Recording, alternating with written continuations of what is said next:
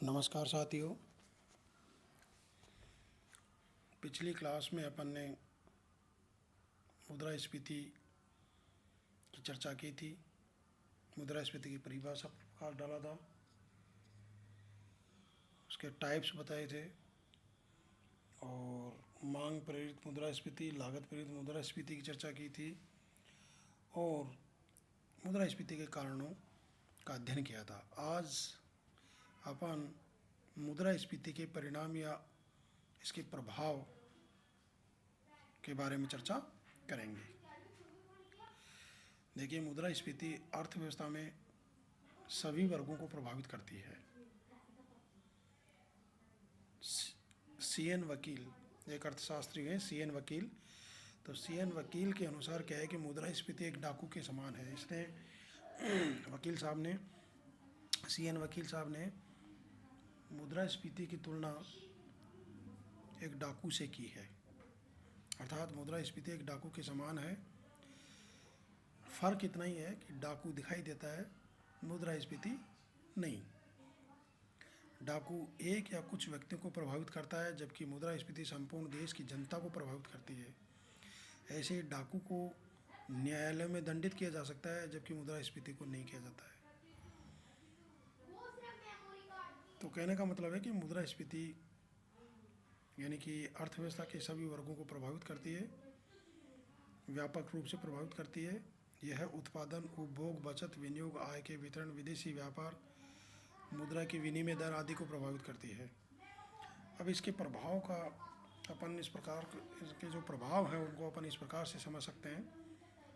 पहला है इसमें हल्की मुद्रास्फीति उत्पादन बढ़ाने के लिए टॉनिक मानी गई है।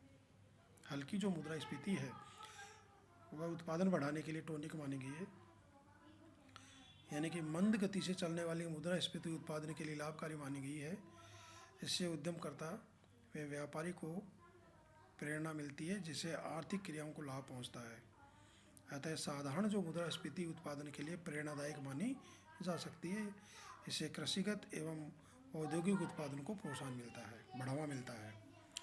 दूसरा क्या है, अगला क्या है कि इसमें उत्पादक वर्ग पर प्रभाव। देखिए, उत्पादक वर्ग में आपके उद्योगपति, किसान, व्यापारी और नियोक्ता को शामिल किया जाता है। सामान्यतः मुद्रास्फीति से इन लोगों को लाभ प्राप्त होता है। मुद्रास्फीति में लोगों की मौद्रिक आय बढ़ने से वे वस्तुओं की अधिक मांग करते हैं। मांग के अनुरूप उत्पादन नहीं बढ़ने पर वस्तुओं की कीमतें बढ़ने लगती है, व्यवसाय को प्रोत्साहन मिलता है, लाभ की मात्रा बढ़ने लगती है। इस प्रकार मुद्रास्फीति में कीमतों के बढ़ने से उत्पादक वर्ग को लाभ होता है। उपभोक्ता वर्ग यानी कि उपभोक्ता वर्ग को मुद्रास्फीति से हानि होती है। क्यों होती है? क्योंकि कीमत बढ़ जाने से उन्हें वस्तु को प्राप्त करने के लिए पहले की तुलना में अधिक मुद्रा का त्यागना पड़ता है, अधिक मुद्रा का व्यय करनी पड़ती है। फिर अगला है ऋणी और ऋणदाता वर्ग। मुद्रास्फीति से ऋणी को लाभ तथा ऋणदाता को हानि होती है। मुद्रास्फीति के समय मुद्रा की क्रय शक्ति, मुद्रा का मूल्य गिर जाने से ऋणी का वास्तविक ऋण भार कम हो जाता है, क्योंकि ऋणी को अपने ऋण का भुगतान करने के लिए कम क्रय शक्ति का त्याग करना पड़ता है, जबकि ऋणदाता को इसलिए हानि होती है कि उसके द्वारा दिए गए ऋणों की वापसी के समय उनको कम क्रय शक्ति वापस मिलती है। अगला है श्रमिक तथा वेतनभोगी वर्ग, यानी कि श्रमिक तथा वेतनभोगी वर्ग को यानी कि मुद्रास्फीति के कारण हानि होती है।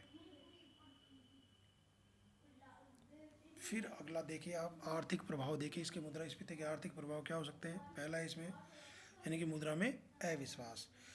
मुद्रास्फीति के कारण मुद्रा का मूल्य इतना गिर जाता है कि जनता का विश्वास मुद्रा में कम हो जाता है। इससे दीर्घकालीन ऋणों का देना समाज में बंद हो जाता है। ऋणदाता ब्याज की बहुत ऊंची दरें मांगने लगते हैं। अगला इसका जो आर्थिक प्रभाव हो, कराधान में वृद्धि।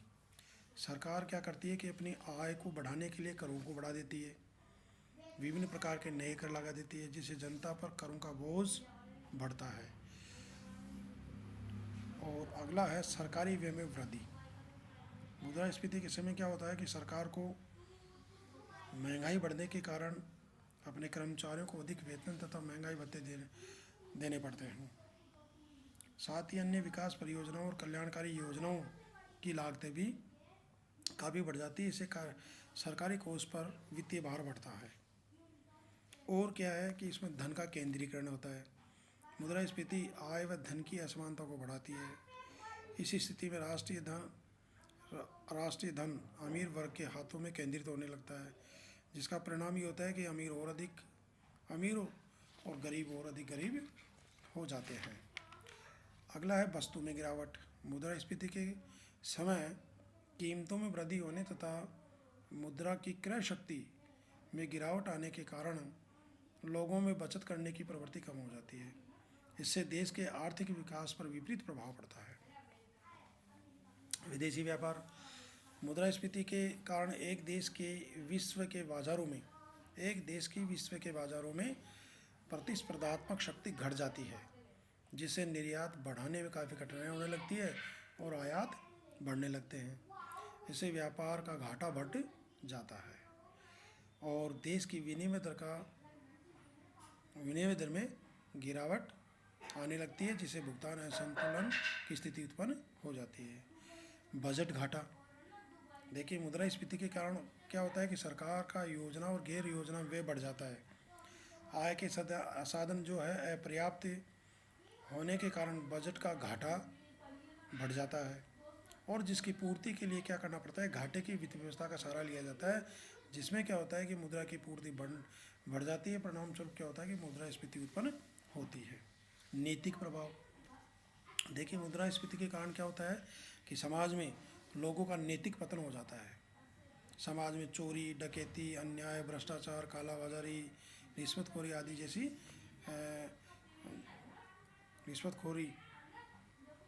जैसी समस्याएं बढ़ जाती हैं। राजनीतिक प्रभाव भी है। मुद्रास्फीति के समय जनता में सरकार के प्रति असंतोष बढ़ जाता है।